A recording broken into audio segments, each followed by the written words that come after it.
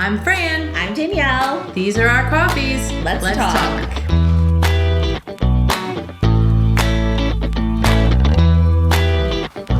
So, Danielle and I have been realtors for me, it's been about 10 years. Danielle? Me, it's been about 5. Okay. So, we decided that with all the video stuff going on, we were going to start this little vlog and talk about stuff. So, since it's our first time doing this, we figured we would talk about first time stuff. Yeah. Sound good? Yeah.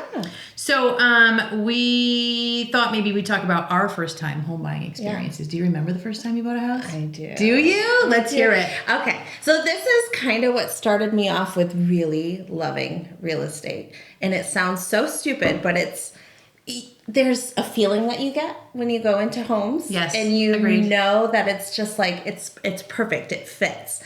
So I was 23 when I bought my first home. Wow. Yeah. I had just gotten engaged. Yeah. Found out that I was pregnant. Oh. So I needed a place to live. And it was here in Bristol.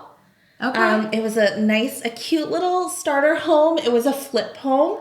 So there was a lot of stuff that came up. Yeah. So what'd you guys use for a loan? Did you use like FHA or like you did? We did Chapa. Oh, yeah, Chapa. we did Chapa FHA. Okay. So we did Chapa FHA. We did, was it 3% down back then? Oh, God This only was knows. I think it was 3% back then.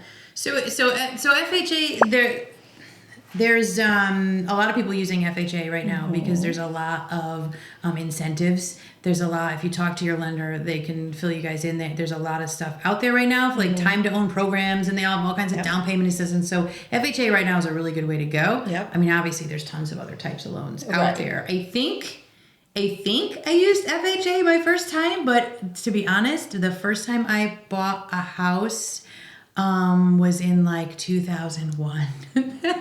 So, and I had just gotten married, had not started a family yet, but we were headed that direction, and the market was not as crazy as it has been lately. So we were able to get this cute little ranch out in Higginham, and I had like a couple acres, and I was ready to to settle in, be a mom, have a couple farm animals, and that was it. So, and then we actually did really good because a couple years later decided we were going to sell.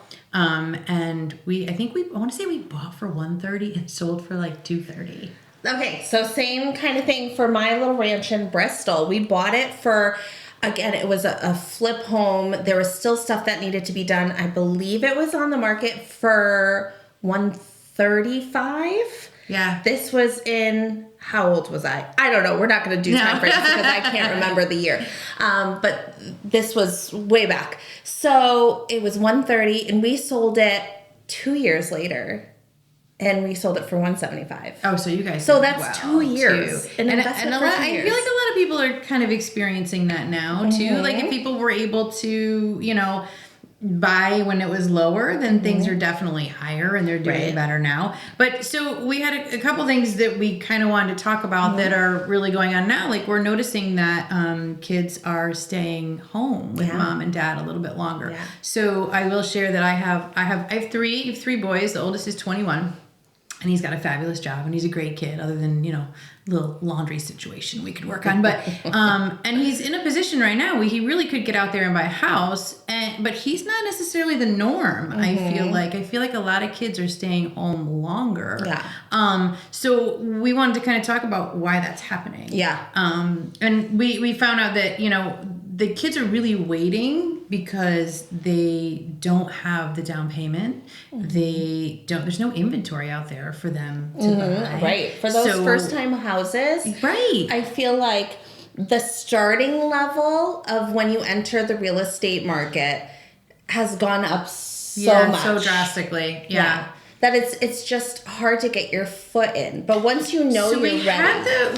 We had what the median price is right now. I don't know if you have it over there. We can find it. So,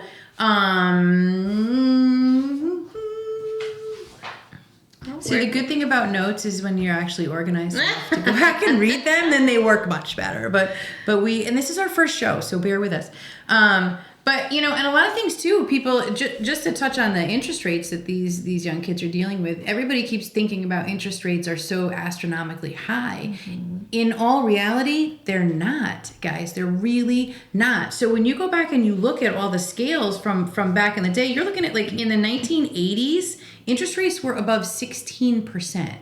Now, 16%. Granted, the value of the home back then was probably on the high end $100,000. Right. So we can't even get into the market for $100,000. So there's that too. There's that piece. So while it is, I mean, I feel like there are pros and cons to waiting. Right. If you know that you're not ready, don't wait. Yeah, stay at home with mom and dad. They can deal with your laundry situation. Your kids are not teenagers yet. They're not. Hers are not teenagers yet. I have an 8-year-old and a 10-year-old. I haven't put them to work yet, so they don't have their down payment. So it's okay. No. I'll keep them at home for a little bit longer. So the other thing that we're seeing too is like this multi-generational situation happening. So right. She's in the multi-generational situation. So a lot of people, and this is where a lot of that cash power is coming from too, because you've got grandma and grandpa, we'll say, and they retired and they moved down south and they bought this beautiful home down there. So now they've got their kids are up here, say in Connecticut, and they're looking to buy a house and they want to grow their family, but they just can't. Right. So we're finding them move back, right? Now they're selling everything in Florida. They're purchasing something here that's big, and they're able to fit everybody under one roof, and everybody's able to help each other out. So that's a huge trend. We're seeing the buying power of cash. So if you're out there looking for houses and you're like, who are these people? Right. Who are these people that have this cash? That's who it is. Yes. So it's that, and then you're also finding that the millennials that me personally, we always seem to make fun of the millennials. But you millennials are actually finding that it's more beneficial to dip into some of that 401k and the savings to get out there and have that cash power. So that's another huge factor too. Yep. And I have to say about the multi-generational living, I'm doing that currently. I have my parents, my grandmother, my kids. We all live under one roof. There's a separate in-law apartment for my parents. But man, that was a big thing. Yeah, I bet. I mean, that again has its pros and cons. There's 2 separate families living under one roof, but we were able to afford this much bigger home on acreage that I could have never afforded on my own. And I mean, there's something about a family raising the whole family. Yeah. It's just a beautiful thing. Yeah. But it's not for everyone. No. So I mean, if you are a first-time home buyer, take advantage of those CHAFA programs, the time to own, the smart rate. If they have student loans, they're giving that discount for the rate. Right. There's tons of programs out there. It's best to get in touch with your lender, see what is best for your particular situation. But again, there are programs that are as little as 3.5% down. They're out there. And I most recently got asked by somebody who is one of my tenants actually, and they said, how easy is it to get a rehab loan? And I will tell you that rehab loans right now, not that we're talking necessarily about loans, but that it keeps coming up. Obviously, it's a huge part of buying a house. So a rehab loan right now, I wouldn't say it's a smart way to go, just because when you're looking at a property that would be something you would use that rehab loan for, there's a lot of investors right now that are out there searching for their next project, and they tend to have a lot higher buying power. So for you, and a rehab loan is also, you got to jump through a lot of hoops. Yep. You have to have the right mindset to go about buying a property that needs some rehab, right? That was actually how I got into real estate too. We invested in a short sale, which is a whole nother. We'll do that another day. That's a topic. That's a whole topic of its own. And for any realtors that are going to be watching, that's another thing. You got to start get your feet wet in that short sale market because it's coming back. Yeah. But that's how I got into it. We were doing this process for so long that my to this day broker said, if you ever thought about real estate, and here we are. So, we're both kind of on the same page there. We both kind of started out the same way. Yeah. But so I know, in my house, my husband is constantly giving the oldest a hard time about like getting out on his own. I was this old when I got out on my own. You know, nobody lived home with mom and dad for that long. Well, I have news for all you dads that are just like the dad in my house. The average age now for kids is 36 years old. 36 years old. At 36 years old, they better have their own laundry, their own kitchen, their own entrance and exit, because after looking at them for 36 years, I love them. They're cute. Yeah. But that's a long time. It's a really long time. I don't know if I want them there for 36 years. Yeah. So, but that is the trend. Yeah.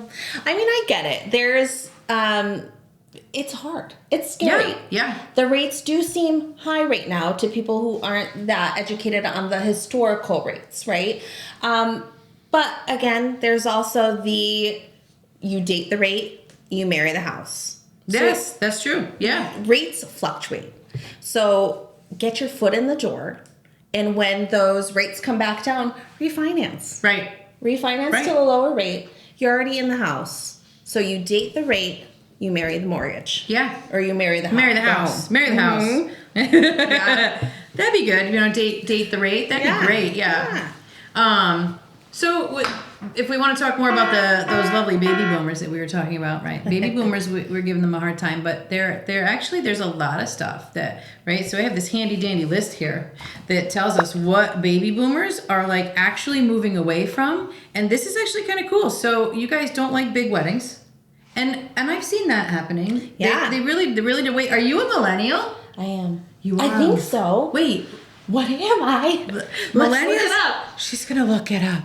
I know. Just because it's talked about so much, I know I'm a Gen Xer, right? So my kids eat dirt and stay out until the streetlights come on. I'm a millennial, right? You are a millennial. Oh no. So all right. So she doesn't like. We'll just go with that. She doesn't like big weddings. Do you find this is true? She can be our go-to. So way back when I first got married, I wanted a big wedding. Yeah. But if I were to do it all over again, I heck wouldn't no. do it.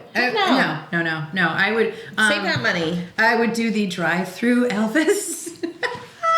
Let's go to first of all, there's no bad reason to go to Vegas. I mean, I'm partial to Dolly though.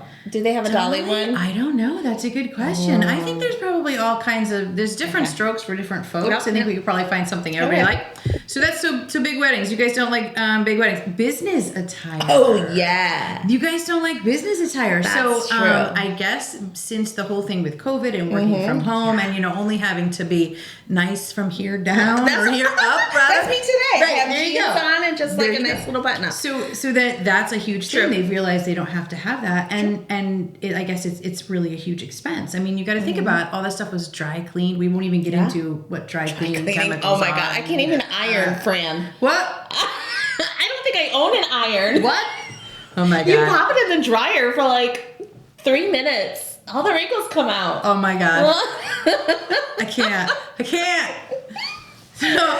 So, truth be told, when I was a kid, we had to iron, right? My mom, you have to iron your own, because I went to Catholic school, so your skirt had to be. So I stole my mom's iron. Oh god. But yeah, so us Gen Xers do our own ironing. I'm just saying. Sorry. And our parents let us play with irons. So next, cable TV. Cable TV, and I will say that I also cut the cord years ago. I can't. Years ago. Are you serious? Yes, I want to. So I have some big friends. I've been watching this, and I don't know the answer. So I can't. I did. And our first house was the first house. It's like you have to go for. I'm saying 6 months. We can do more. So we have for then. If I could, I would. Yeah. So that's a big. So cut the cord, people. All right. Extra electronics. So you know what the deal is with extra electronics? It's not that they do not like electronics. They do not like extra electronics. So there's so many things that we can do with our phones that millennials in particular are just kind of throwing everything else out. Yep. Yeah. Right? I think that and makes that's sense. Keeping it to real estate. That's another thing. I don't know how many of you have those in your house. Like the outlets, everything is gone to like the USB. Oh yeah. So there's not. Yeah, you don't have to still use have a regular blocks. plug, but you don't have to have a block. You don't have to, So now when you're all the smart features and all that in your home. I mean, you can really get energy efficient. It can be a good thing. So that's millennials. Let's see. I think that's it for millennials. You agree, Miss Millennial? Yes, this millennial agrees.